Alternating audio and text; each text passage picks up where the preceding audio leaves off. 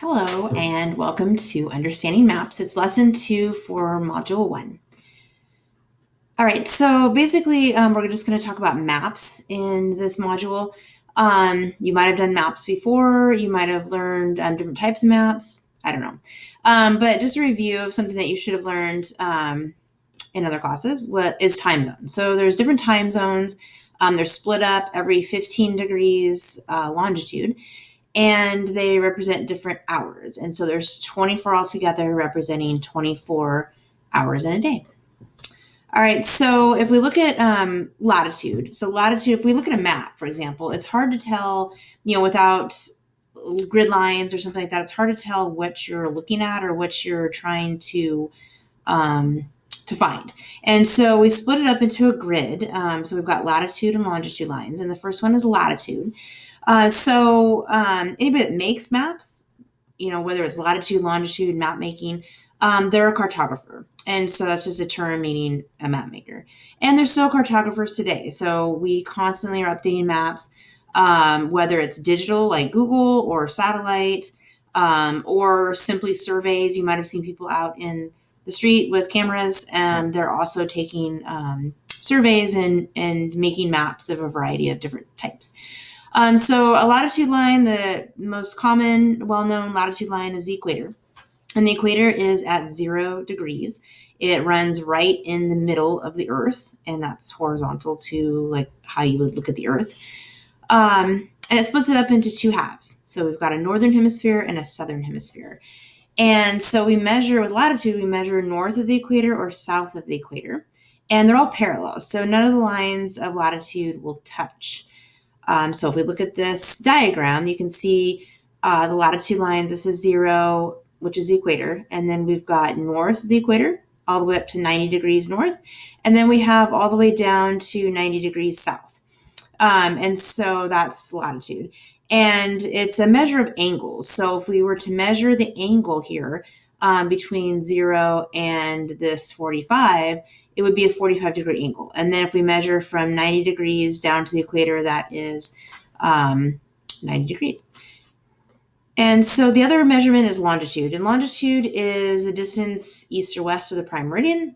And so the prime meridian is 0. It runs through Greenwich, England. And so anything to the left is west. Anything to the right is east longitude. And they're called meridians. So they also have special names. But a meridian is just basically a longitude line. All right, so we can see in this, we've got longitude running to the left of the prime meridian is west, and to the east, or to the right, is east. So we measure on Earth north, south, east, west. So you measure latitude first, then longitude. And they're also measured in degrees. So that's where they get 360 degrees all the way around. So west, half of the Earth would be 180 degrees. The other half would be 180 degrees east. So you've got 180 degrees west all the way up to 180 degrees east. And then when we go back, if we were to think about latitude, I mentioned that it only goes up to 90 degrees. So 90 degrees would be a quarter of the circle. So essentially from the equator up is only a quarter, whereas this is measuring halfway around the Earth, so that is 180 degrees. All right, so here's what it looks like. You have to have both latitude and longitude to be able to find your coordinates to use to find something on the map. So if we're measuring, in this case, we're measuring north of the equator. So we're measuring, it looks like we're measuring maybe 35 degrees north. And then we're measuring from the prime meridian over, and it looks like it's 70 degrees west. So this would be our pinpoint location. And so when you're measuring with latitude and longitude, you always want to describe, is it north, south, east, west? If you left those off, then you have like a 50-50 chance of, is it east, west, north, or south? So you always have to have north, south, east, or west on there. All right, and so here's our time zones that I talked about at the beginning. And so there's 24 different time zones, so 24 hours in a day. So you can see that for the most part, they run along the meridian. So if we look at this one here along the prime meridian, but I want you guys to think about, why are they not straight? So why do the lines not run perfectly straight? So they run perfectly straight when they're in the ocean, and then they do crazy things when they get into the States over here, for example, the United States. There's some areas that don't, observe maybe daylight savings and things like that we do. But why do you think that they zigzag all over the place? Why are they not just completely straight? So think about it for a minute.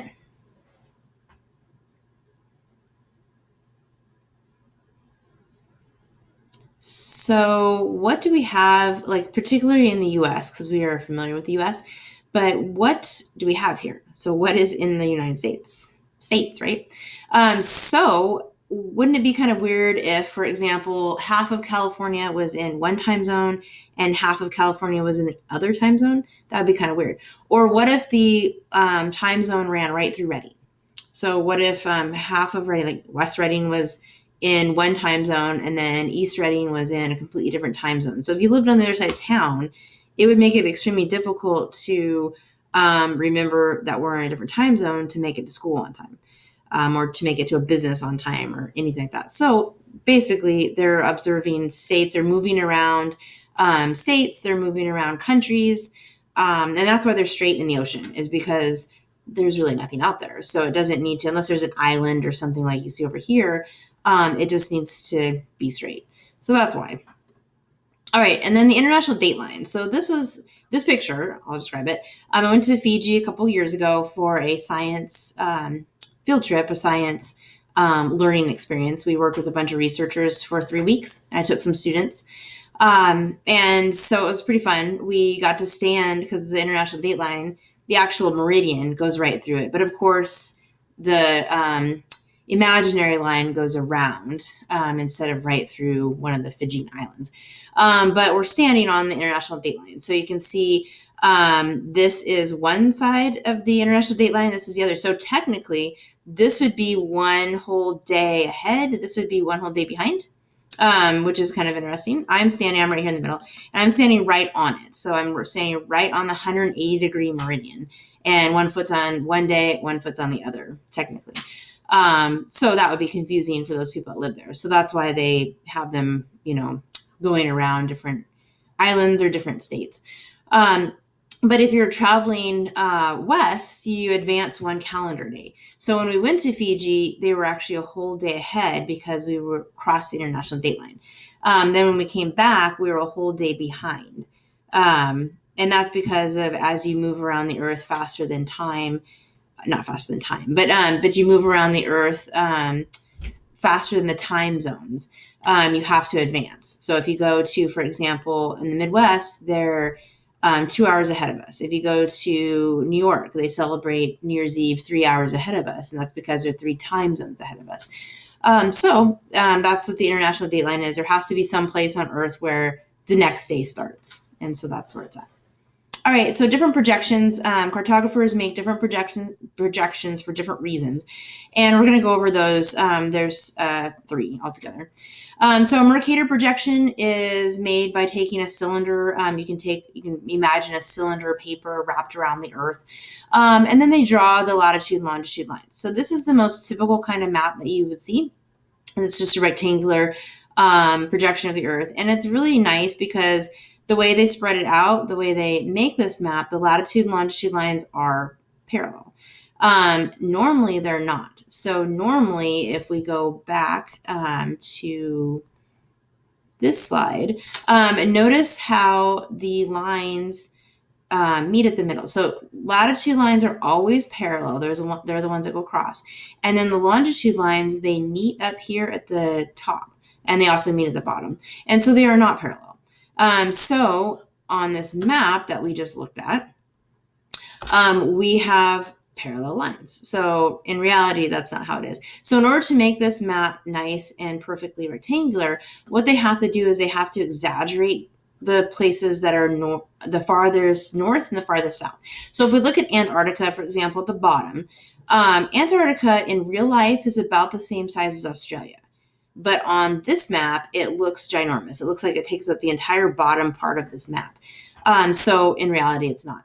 Same thing with Greenland. So Greenland's here. Greenland in reality is just slightly bigger than Mexico. On this map, it looks huge. And so as you get farther up, same with Alaska. If you think about Alaska, Alaska looks like it's in this map, half of the United States, and it's not that big.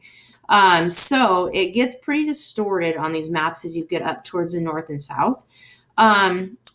These maps are the most common because the majority of the people live near the equator. So the majority of people on Earth live from here, which is about 45, well, it's about, I guess, 60 degrees north, down to about maybe like 50 degrees down here. The majority of the people live here. And so the majority of the people this map is very useful for. And so that's why they're made. And then the next one is conic projection. So conic projection, think about taking a piece of paper and wrapping it like a cone around the Earth. So then you get a map that looks like this. And so notice how the latitude lines are curved. That's how you know that you're looking at this type of projection. So latitude lines will always be curved. Longitude lines are straight. The reason that we would use this is for displaying like a large landmass, like the US, for example, and having it be the most accurate, having it look, everything's kind of very much the way it's supposed to look. And so you can see Greenland in this is not quite as big as it was on the last map. It's more like Mexico, a little bit exaggerated still, but more like Mexico. And Alaska now is not ginormous in half the US. So this would just be used for weather maps. Let's say that we're looking at how a hurricane's coming into the US. Well, we want to look at the entire US or the entire East Coast. So we would want to look at this type of projection. So that's why you would use this type of projection. And then this last one, mnemonic projection, the G is silent. This one is made by putting, think about a piece of paper on the top of the Earth. And so you're going to see it as a circle. So if you look at the map here, it looks like circles. So latitude lines you can see are not touching. These are latitude lines. The longitude lines, they meet in the middle like normal, or meet at the top, the north. So this is the North Pole. And so what we would use this for is navigation. So this is really useful for seeing the shortest path to somewhere. So airplanes traveling, the majority of people live in the northern hemisphere. So airplanes traveling shows us the fastest path. If I'm traveling from California here and I'm traveling to Europe, I would draw a straight line across here. That's the fastest path of travel. So that's why if you've ever flown anywhere like Europe or something, you're going to fly over Greenland, you're going to fly over Iceland, Ireland, because that's the shortest path. And airplanes don't want to go any farther than they have to. So that's why we would use this type of projection. All right, and then topographic maps. This is a special kind of projection. It's very blown up. So topographic maps are really useful for hiking, biking, anything outdoors. I use them all the time. And so I use them for hiking this summer in the Trinities. I also use them for mountain biking when I'm on unfamiliar trails. I want to see how much elevation gain, because that's really important, especially when you're hiking or biking. You want to know how exhausted you're going to be. So you want to know what the topography is. What does it look like? And so the topographic map, you can see, this is real life. This is the volcano. And so you can see above sea level, and you can see in real life, this is what it looked like.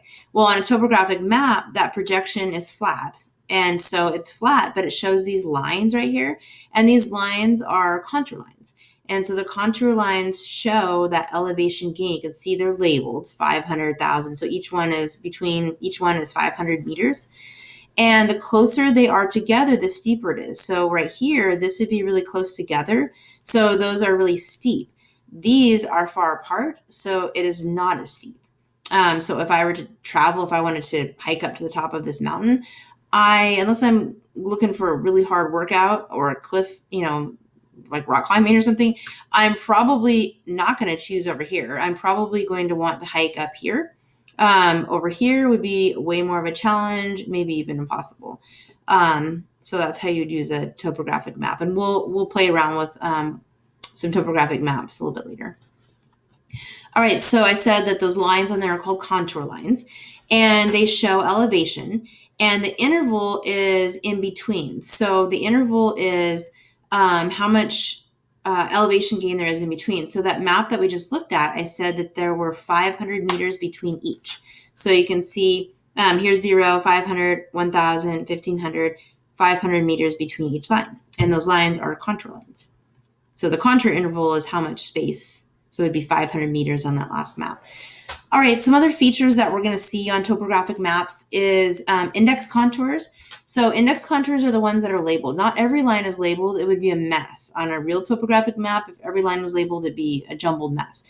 But so they label like every fifth one is pretty typical. And so you just have to figure out what the interval is. And most of the time it says it at the bottom of the map. So the interval on the last one would have been 500.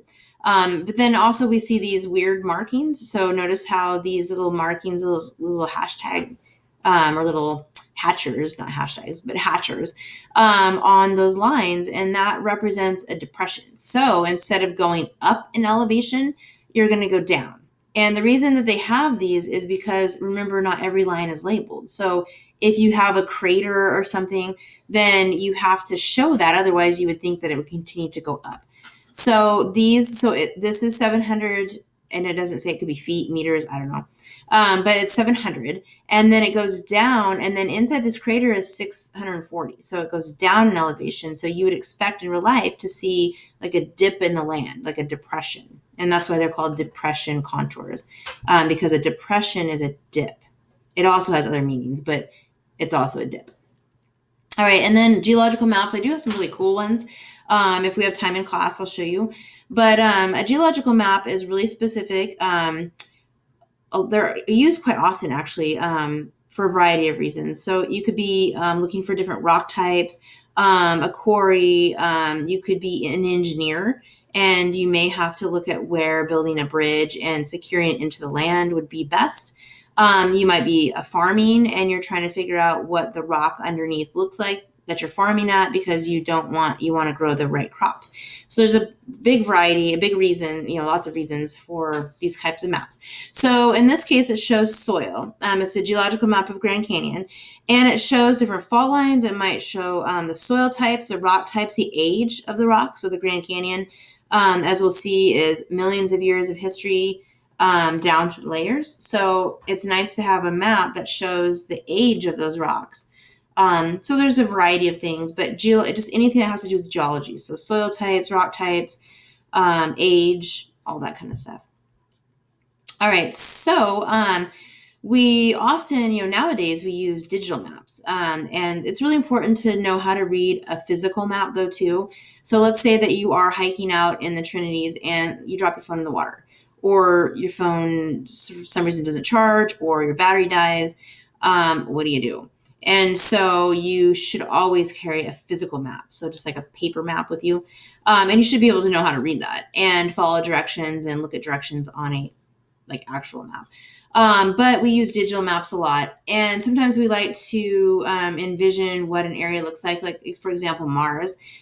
We have mapped out a lot of the surface using the rovers, and then we make it into a 3D digital, and we can kind of see as if you were there, the terrain. So there's a huge variety for maps, but those are just some cool 3D models or digital maps that we may use. All right, so a legend. So you guys are going to practice using maps in class, or making maps anyways. So a legend tells you what those symbols are. So if you put symbols on your map, you need to have a legend, and the legend shows, for example, on this, what are these things? Interstate, highway, scenic byway, school, church, hiking trail. They all maps have legends if there are any symbols on it whatsoever. So when you make a map in class, you will need to make sure if you put any kind of symbols on there, you need to have a legend. That's important. All right, and then the scale is how big is it in real life. So there's a few different types of scales. You could have a verbal scale. It might simply say 1 inch on this map is equal to 500 miles. That would be verbal. It just tells you. Graphic scale would be, it has a little bar, and this is most common. So it has a little bar at the bottom, and then it shows you. So it shows you it looks like a ruler, and then it will say 0, 500, 700 meters or miles or whatever it is. And so that's a graphic scale. So it kind of looks like a ruler. And then fractional, this is common in models, like an actual physical model. So if you have a model of something, like a model of a car or Titanic or, something like that, it'll tell you the ratio. So the fractional scale. So this is half the size in real life. This is 1/10 the size in real life. So that's a fractional scale. And that is it. So thank you.